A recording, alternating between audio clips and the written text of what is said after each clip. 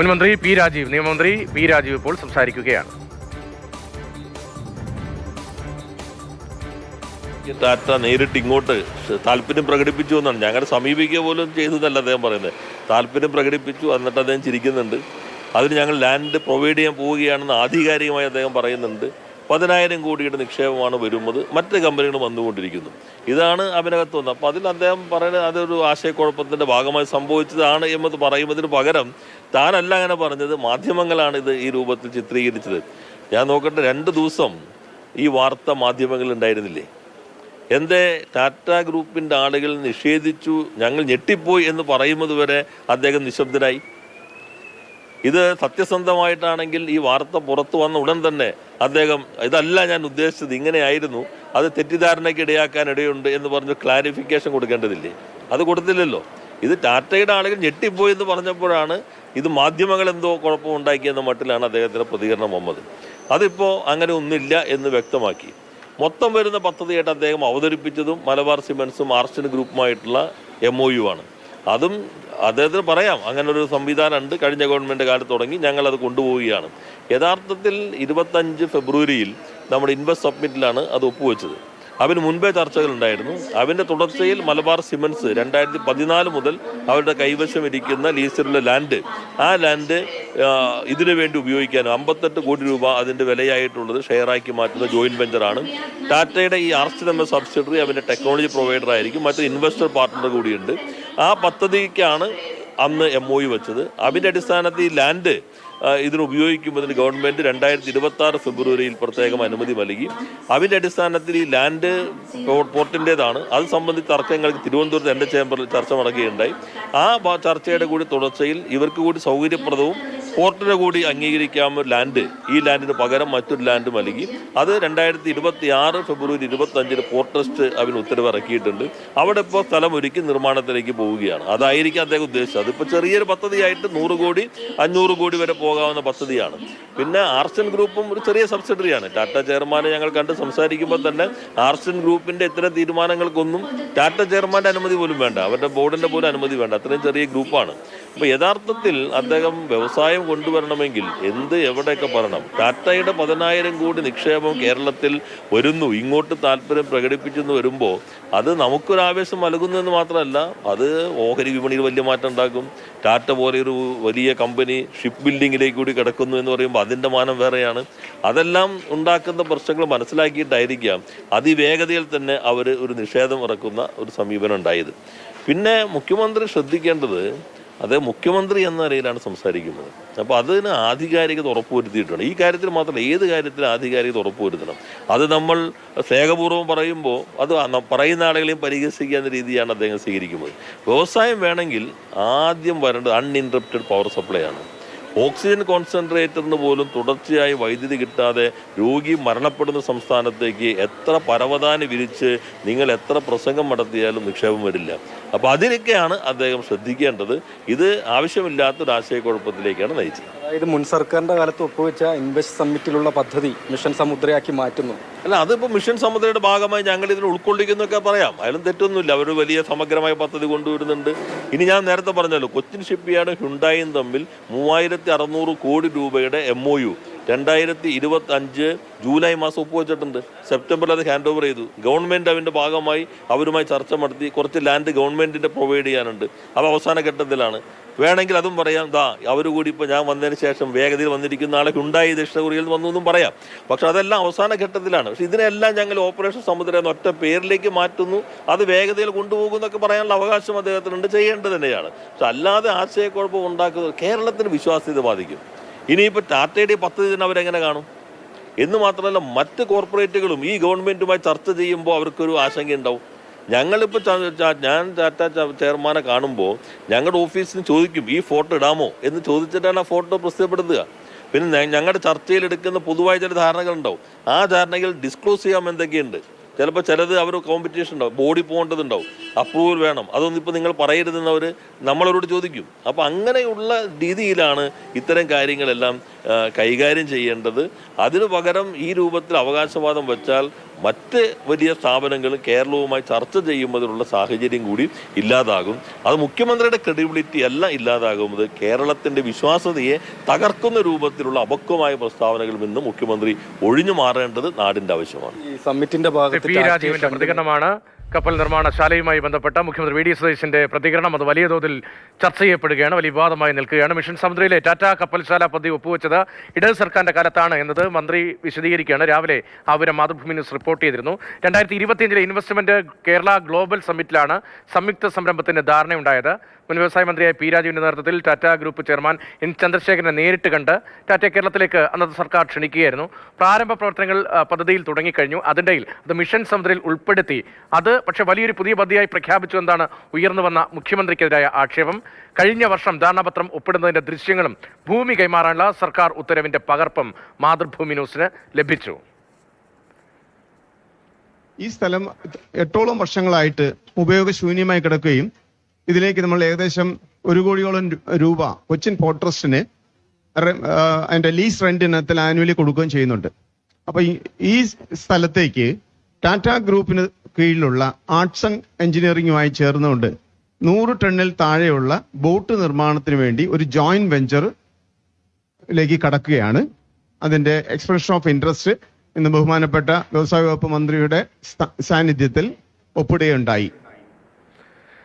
പ്രദീപ് ജോസഫാണ് വിവരങ്ങളുമായി ഉള്ളത്. പ്രദീപ്, അന്ന് ഈ ധാരണയായതിനു ശേഷം അത് മാധ്യമങ്ങൾക്ക് മുന്നിൽ വിശദീകരിക്കുന്നതിന്റെ ദൃശ്യങ്ങൾ ഉൾപ്പെടെയാണ് രാവിലെ നമ്മൾ റിപ്പോർട്ട് ചെയ്തത്. അന്ന് ഒരു ബോട്ട് നിർമ്മാണ പദ്ധതിയാണ് അവിടെ ലക്ഷ്യമിട്ടിരുന്നത്. ടാറ്റ കീഴിൽ വരുന്ന ആർട്സണൽ ഗ്രൂപ്പാണ്, ആ കമ്പനിയാണ് അത് ഏറ്റെടുക്കുന്നത്. അങ്ങനെ ഒരു ധാരണാപത്രമാണ് ഒപ്പിട്ടത്. ഇപ്പോഴുണ്ടായ വിവാദവും അന്നത്തെ ധാരണാപത്രവും അന്ന് തുടക്കം കുറിച്ച പദ്ധതിയും തമ്മിൽ ഏത് തരത്തിൽ ബന്ധിപ്പിക്കാൻ കഴിയും? അന്ന് എന്താണ് സംഭവിച്ചത്? അന്നത്തെ പദ്ധതി ഏത് തരത്തിലാണ് വിഭാവനം ചെയ്തിരുന്നത്? മിഷൻ സമുദ്രയിൽ പ്രഖ്യാപിച്ച ടാറ്റയുടെ 10,000 കോടിയുടെ കപ്പൽശാല പദ്ധതി യഥാർത്ഥത്തിൽ കഴിഞ്ഞ ഇടത് സർക്കാരിൻ്റെ കാലത്ത് പ്രഖ്യാപിച്ച പദ്ധതിയാണ് എന്നുള്ളതാണ് വ്യക്തമാകുന്നത്.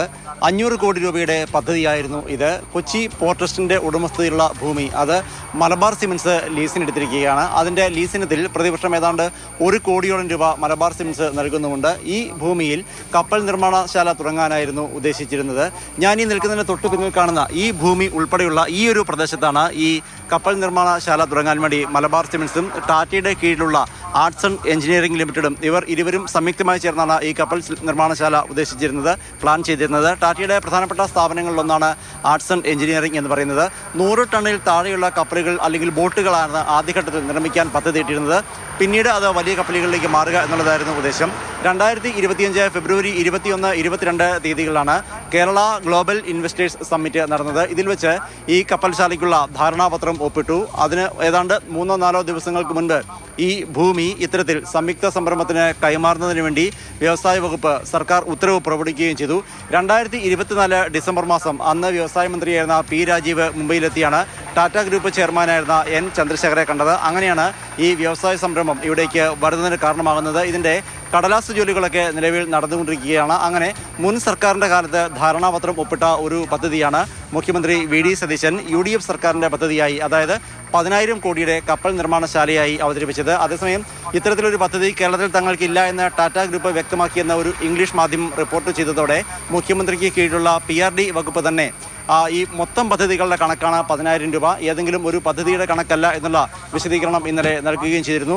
ഒരുപക്ഷെ ഉദ്യോഗസ്ഥ തലത്തിലുണ്ടായ ഒരു തെറ്റായിരിക്കാം, അതല്ലെങ്കിൽ മുഖ്യമന്ത്രിയെ ആരെങ്കിലും തെറ്റിദ്ധരിപ്പിച്ചതായിരിക്കാം. എന്തായിരുന്നാലും ഈ കാണുന്ന ഈ ഭൂമിയിലാണ് മലബാർ സിമൻസ് കൊച്ചി തുറമുഖ ട്രസ്റ്റിൽ നിന്ന് പാട്ടത്തിനെടുത്തിരിക്കുന്ന ഈ ഭൂമിയിലാണ് ടാറ്റയുടെ 500 കോടിയുടെ പദ്ധതി വിഭാവനം ചെയ്തിരുന്നത്.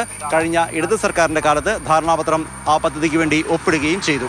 അതായത് ആ പദ്ധതിയെ തെറ്റിദ്ധരിച്ച് മറ്റൊരു പദ്ധതിയെ അവതരിപ്പിക്കപ്പെടുകയാണ് എന്ന നിലയിൽ തന്നെയാണോ ഇപ്പോൾ വരുന്നത്? ഇക്കാര്യത്തിൽ മുഖ്യമന്ത്രിയുടെ ഒരു പ്രതികരണം നമ്മൾ പ്രതീക്ഷിക്കുന്നുണ്ടോ? ഇപ്പോൾ അന്ന് ധാരണാപത്രം ഒപ്പിട്ട പദ്ധതി ഇപ്പോൾ ഏത് ഘട്ടം വരെ എത്തി? ധാരണാപത്രം ഒപ്പിട്ട പദ്ധതിയുടെ കടലാസ് ജോലികളാണ് നിലവിൽ നടന്നുകൊണ്ടിരിക്കുന്നത്. ആ പദ്ധതി നടപ്പിലാക്കുന്നതിന് വേണ്ടി, അതായത് 500 കോടിയുടെ കപ്പൽ നിർമ്മാണശാലയ്ക്ക് വേണ്ടി ഒരു കൺസൾട്ടന്റിനെ അടക്കം മലബാർ സിമന്റ്സും ഒപ്പം ടാറ്റയുടെ ആർട്സ് ആൻഡ് ഗ്രൂപ്പും ചേർന്ന് നിയോഗിച്ചിരുന്നു. ഇവർ അതിനുള്ള പദ്ധതികൾ നടപ്പിലാക്കിക്കൊണ്ടിരിക്കുകയാണ്. മുമ്പ് ഞാൻ സൂചിപ്പിച്ചതുപോലെ 100 ടണ്ണിൽ താഴെയുള്ള ബോട്ടുകളാണ് ഈ പദ്ധതിയുടെ ഭാഗമായി ആദ്യം നിർമ്മിക്കാൻ ഉദ്ദേശിക്കുന്നത്. ക്രമേണ പദ്ധതി വിപുലീകരിക്കുക എന്നുള്ളതാണ് ഉദ്ദേശിക്കുന്നത്. കൊച്ചി തുറമുഖ ട്രസ്റ്റിന്റെ പക്കൽ നിന്ന് 6.93 ഏക്കർ ഭൂമിയാണ് മലബാർ സിമന്റ്സ് പാട്ടത്തിനെടുത്തിരിക്കുന്നത്. ഈ ഭൂമിയുടെ പ്രദീപ് നിൽക്കുന്ന ഭൂമിയിലല്ലേ അവിടെ നിർമ്മാണ പ്രവർത്തനങ്ങളൊന്നും തുടങ്ങിയിട്ടില്ല. ഇപ്പോൾ ഇന്നലെ മുഖ്യമന്ത്രിയുടേതായ ഒരു വിശദീകരണം, മുഖ്യമന്ത്രിയുടേതായി പബ്ലിക് റിലേഷൻ വകുപ്പിറക്കിയ വിശദീകരണത്തിൽ പറയുന്നത് ഇത് ഒറ്റ പദ്ധതിയിൽ 10,000 കോടിയുടെ നിക്ഷേപം എന്നല്ല മുഖ്യമന്ത്രി ഉദ്ദേശിച്ചത്. എല്ലാ പദ്ധതികളും ചേർന്ന് 10,000 കോടി രൂപയുടെ നിക്ഷേപം എത്തുന്നു, ഈ ഒറ്റ പദ്ധതിയിൽ മാത്രമല്ല എന്നാണ് പറഞ്ഞത്. ഈ പദ്ധതിയും ഇനി കൂടുതൽ വിപുലീകരിക്കാനുള്ള സാധ്യതയുണ്ടോ? ഇപ്പോൾ അവിടെ നിർമ്മാണം തുടങ്ങിയിട്ടുണ്ടോ? ഇല്ല രതീഷ്, നിർമ്മാണ പ്രവർത്തനങ്ങളൊക്കെ തുടങ്ങി വരുന്നതേ ഉള്ളൂ. കടലാസ് ജോലികളാണ് നിലവിൽ നടന്നുകൊണ്ടിരിക്കുന്നത്. കാരണം ഇത്തരമൊരു 500 കോടിയുടെ കപ്പൽ നിർമ്മാണ പദ്ധതിയുടെ കടലാസ് വർക്കുകൾ അല്ലെങ്കിൽ കൺസൾട്ടൻസി വർക്കുകൾ എന്ന് പറയുന്നത് തന്നെ ഏറെ സമയമെടുക്കും. മുൻപ് ഞാൻ റിപ്പോർട്ട് ചെയ്തതുപോലെ 2025 ഫെബ്രുവരി 21, 22 തീയതികളിലാണ് ഇൻവെസ്റ്റേഴ്സ് സമ്മിറ്റ് നടന്നത്. ആ ദിവസമാണ് ഇതിനുള്ള ധാരണാപത്രം ഒപ്പിട്ടത്. ദൃശ്യങ്ങൾ കൂടി കാണിച്ചാൽ കൂടുതൽ വ്യക്തത വരും. അവിടെ നിർമ്മാണ പ്രവർത്തനങ്ങൾ ഇതുവരെ തുടങ്ങിയിട്ടില്ല, പക്ഷേ പദ്ധതിക്ക് വേണ്ടിയുള്ള പ്രാരംഭ പ്രവർത്തനങ്ങൾ ആരംഭിച്ചു. ആ ദൃശ്യങ്ങൾ കൂടി കാണിച്ചാൽ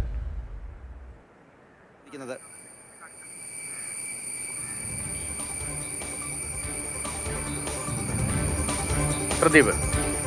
ഹലോ,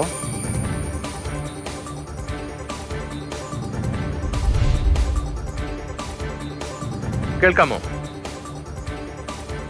പ്രദീപ് ജോസഫാണ് പദ്ധതി പ്രദേശത്ത് നിന്ന് വിവരങ്ങൾ നൽകുന്നത്. ആ സ്ഥലത്താണ്, പദ്ധതി പ്രദേശത്താണ് പ്രദീപ് ഉള്ളത്. അവിടുത്തെ ആ ദൃശ്യങ്ങൾ കാണുമ്പോൾ തന്നെ വ്യക്തമാകുന്നത് അവിടെ നിർമ്മാണ പ്രവർത്തനം തുടങ്ങിയിട്ടില്ല, പക്ഷേ പദ്ധതിയുടെ ധാരണാപത്രം നേരത്തെ ഒപ്പിട്ടു.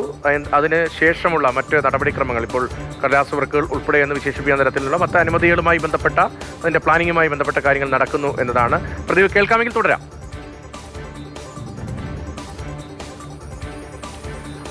അതായത് കടലാസ് ജോലികളാണ് നിലവിൽ നടന്നുകൊണ്ടിരിക്കുന്നത്. മലബാർ സിമന്റ്സ് വർഷങ്ങൾക്ക് മുൻപ് കൊച്ചി തുറമുഖ ട്രസ്റ്റിൽ നിന്ന് പാട്ടത്തിനെടുത്തിരിക്കുന്ന ഭൂമിയാണ് ഈ 6.93 ഏക്കർ എന്ന് പറയുന്നത്.